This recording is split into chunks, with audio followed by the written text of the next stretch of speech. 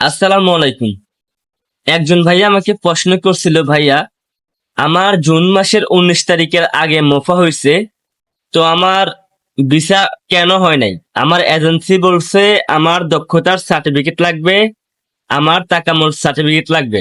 তো আমার প্রশ্ন হচ্ছে, আমার জুন মাসের 19 তারিখের আগে আমার মোফা হয়েছে, তাহলে আমার কেন দক্ষতার সার্টিফিকেট লাগবে?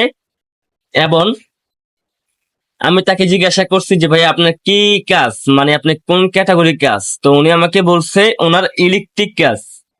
তো উনি ইলেকট্রনিক্স। তো অবশ্যই তো যিনি আমাকে প্রশ্ন করছে, তো আমি অবশ্যই আজকে এই ভিডিওতে ক্লিয়ার করব আপনার তাকামুল সার্টিফিকেট কি লাগবে নাকি লাগবে না। অবশ্যই ভিডিওটা ফুল দেখবেন, টানা হাসরা করবেন না। এরকম জাতীয় মানে যার যার এরকম সমস্যা যে জুন মাসের 19 তারিখের আগে আপনাদের মোফা হয়েছে, জমা দিচ্ছে আপনাদের এজেন্সি, জমা দেওয়ার পরে আপনাদের এখনো পর্যন্ত ভিসা আসে নাই, আপনাদের এজেন্সি বলতেছে আপনাদের টাকা সার্টিফিকেট লাগবে।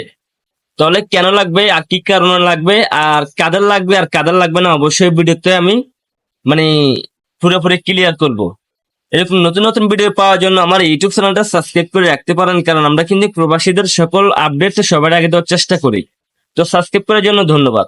তো দেখেন, জুন মাসের 19 তারিখের আগে যাদের মোফা হয়েছে, তো কারা সার্টিফিকেট লাগবে না? যাদের load unload, office cleaner, house driver, এই তিন ধরনের ব্যক্তির কিন্তু টাকামোর সার্টিফিকেট লাগবে না। আর যাদের ইলেকট্রিক কাজ, অন্য অন্য কাজ, তারপরে আপনার রেস্টুরেন্টের কাজ, হোটেলের কাজ, তাদের কিন্তু দক্ষতার সার্টিফিকেট অবশ্যই অবশ্যই লাগবে। তো অবশ্যই বুঝতে পারছেন, লোড আনলোড, অফিস ক্লিনার এবং হাউস ড্রাইভার, এই তিন ক্যাটাগরির কিন্তু টাকামোর সার্টিফিকেট লাগতেছে না। আর অন্য অন্য কাজে কিন্তু অবশ্যই আপনাকে দক্ষতার